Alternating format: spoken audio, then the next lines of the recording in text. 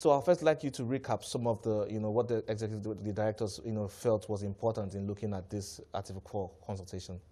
Thank you, Kenneth. I think 3 messages came out from the Article 4 consultation and our board meeting. The first one is that Nigeria's economic recovery is progressing.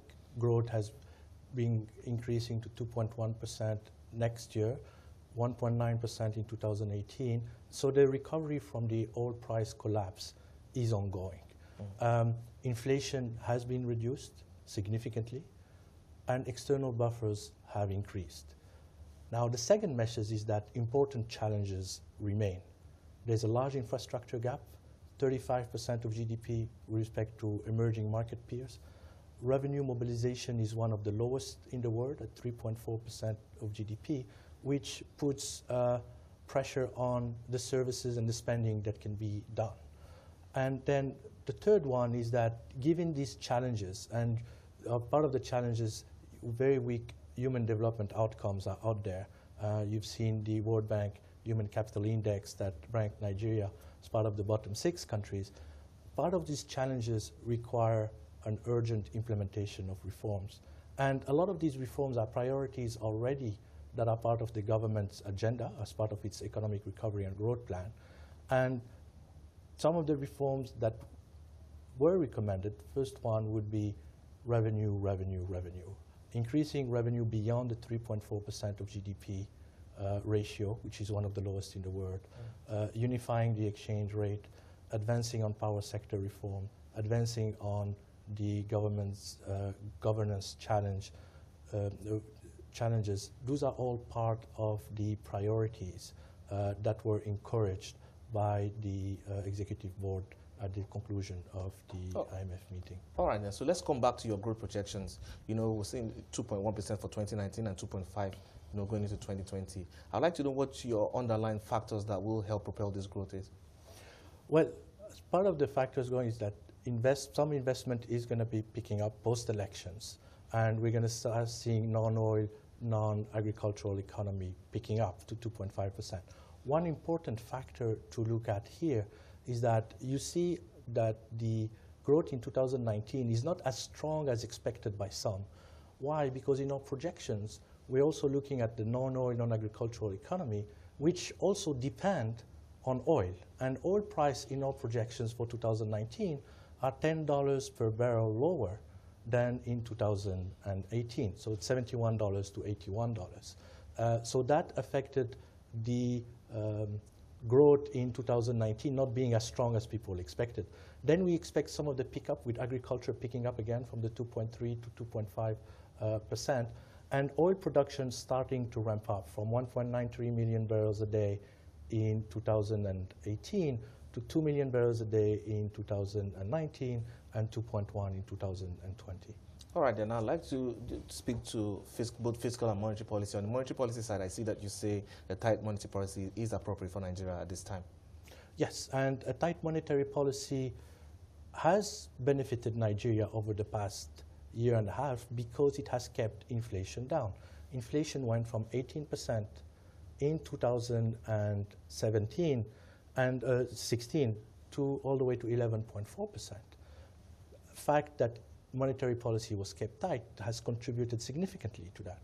And it was not signaled by a monetary policy rate, but signaled by the fact that the money market rate and the OMO yields were significantly above the monetary policy rate.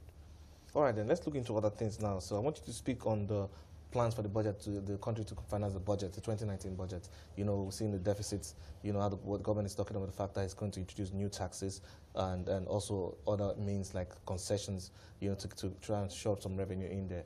I would like you to speak to that, and also if you think the government's debt strategy so far. We welcome an increase in revenue collection.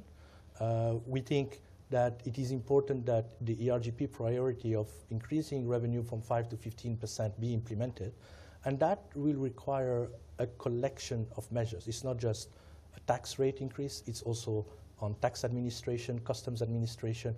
So that package is necessary to increase revenue. So it's excises that are very low in Nigeria, 0.1% of GDP, much lower than comparative countries or in emerging markets, about 3% of GDP. and some of the excise rates are 4 times lower than the ECOWAS average.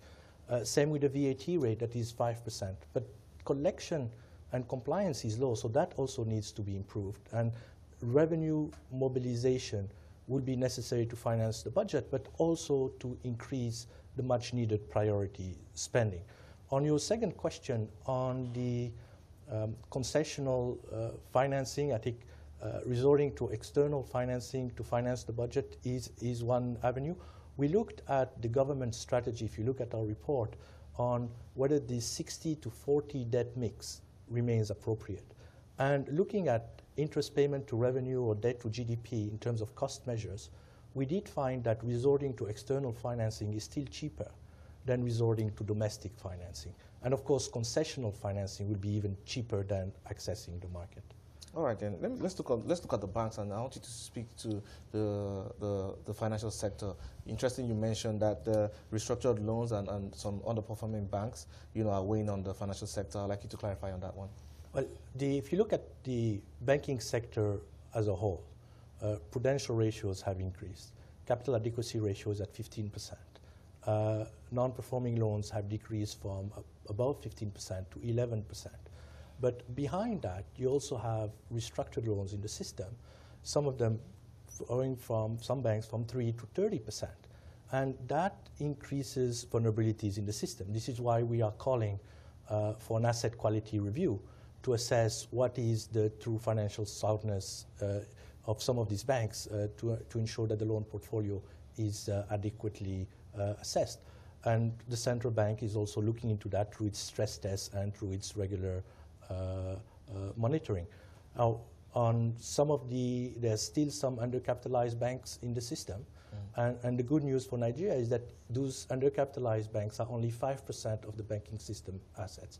If you were to remove them from the system in terms of the prudential ratios will be way above 18% in terms of capital adequacy ratio, and NPLs will improve substantially. So that's why we say in our report that those banks are weighing on the system.